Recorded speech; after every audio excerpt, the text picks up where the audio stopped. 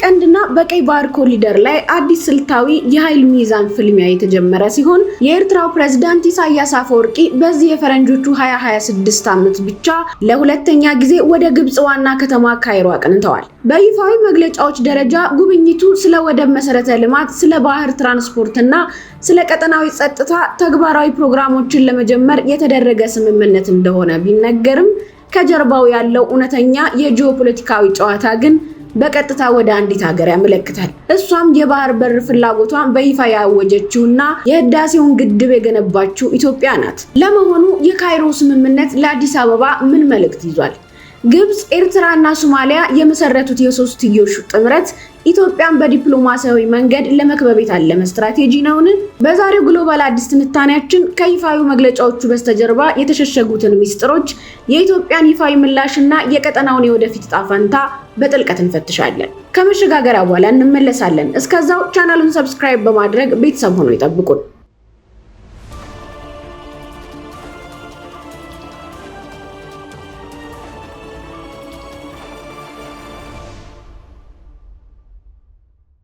ባለፉት ጥቂት ዓመታት ከግብጽ ጋር ያላቸው ግንኙነት በከፍተኛ ፍጥነት እየተጠናከረ የመጣው የኤርትራው ፕሬዝዳንት ኢሳያስ አፈወርቂ በፈረንጆቹ ሰኔ 7 2026 ለሶስት ቀናት ይፋዊ የሥራ ጉብኝት ካይሮ ገብተዋል። ከፕሬዝዳንት አልሲሲ ጋር በሰጡት ይፋዊ መግለጫ ሁለቱ ሀገራት በባህር ሀብት ልማት፣ በወደብ መሰረተ ልማትና በባህር ትራንስፖርት ዘርፎች ላይ አዳዲስና ተጨባጭ ፕሮግራሞችን ለመጀመር መስማማታቸውን የኤርትራ ማህበረሰብ ሚኒስቴር አስታውቆ ነበር።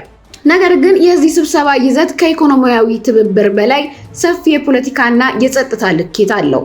ከፕሬዝዳንታዊ ስብሰባ ማግስት የኤርትራው ውጭ ጉዳይ ሚኒስትር ኡስማን ሳሊህ እና የግብጽ አቻቸው ባድር አብድላቲ በዝግ የተወያዩ ሲሆን ውይይቱ በዋናነት ያተኮረው በቀይ ባህር ተፋሰስ፣ በመካከለኛው ምስራቅና በአፍሪካ ቀንድ ባሉ መጠነ ሰፊ የጸጥታ ለውጦች ዙሪያ ነበር። ይህ ጉብኝት በታህሳስ 2025 ግብጽ በኤርትራና በጅቡቲ ስልታዊ የወደብ መሰረተ ልማቶችን ለመገንባት ከተስማማች በኋላ የተደረገ በመሆኑ በቀይ ባህር ላይ የግብጽን ተጽዕኖ በከፍተኛ ሁኔታ የሚያሳድግ ነው ተብሏል። ለመሆኑ ይህ ጉብኝት ለምን በዚህ ሰዓት አስፈለገ? ለዚህ ጥያቄ ምላሽ ለማግኘት ከይፋዊ መግለጫዎቹ ባሻገር በአፍሪካ ቀንድ ያሉትን ሶስት ትልልቅ ስልታዊ ፍልሚያዎችን መመልከት ያስፈልጋል። አንደኛውና ዋነኛው የቀይ ባህር ጉዳይ ነው። እንደ አውሮፓውያን አቆጣጠር ከ1993 የኤርትራ ነፃነት በኋላ ኢትዮጵያ በዓለም ላይ ከፍተኛ የህዝብ ቁጥር ያላት የባህር በር አልባ ሀገር ሆናለች።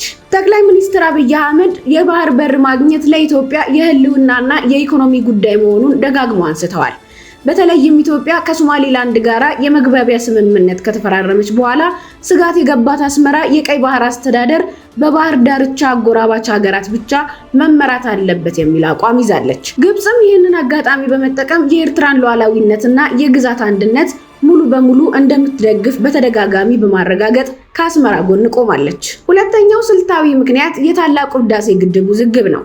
ለዓመታት ከኢትዮጵያ ጋር በናይል ውሃ ክፍፍል ላይ አንዳችም አስገዳጅ ስምምነት መድረስ ያልቻለችው ካይሮ የህዳሴ ግድብ ግንባታ ተጠናቆ ወደ ሙሉ ስራ መሸጋገሩ የአንገት ላይ ስንቅ ሆኖባታል። በርካታ የፖለቲካ ተንታኞች እንደሚሉት ግብጽ አሁን የምትከተለው ስትራቴጂ ከራሱ ከግድቡ ድርድር አልፏል።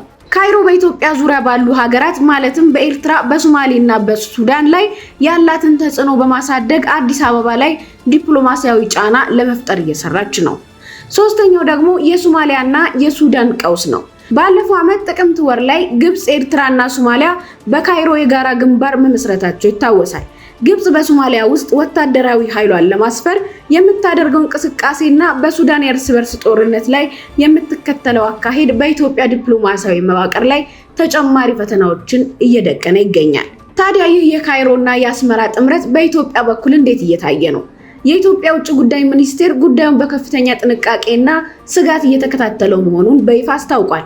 የውጭ ጉዳይ ሚኒስቴር ቃል አቀባይ አምባሳደር ነቢያት በሰጡት መግለጫ ኢትዮጵያ የባህር በር የማግኘት ፍላጎቷን ይፋ ካደረገችበት ጊዜ ጀምሮ ከግብጽ በኩል ውጥረትና ትንኮሳ የሚመስሉ ነገሮች እየታዩ ነው ብለዋል። ቃል አቀባዩ አክለውም ግብጽ በኢትዮጵያ ዙሪያ ከሚገኙ ሀገራት ጋር የምታደርገው ስምምነት ከበባ በሚመስል መልኩ እየተንቀሳቀሰች መሆኑን የሚያሳይ ነው ሲሉ ክሳቸውን አሰምተዋል።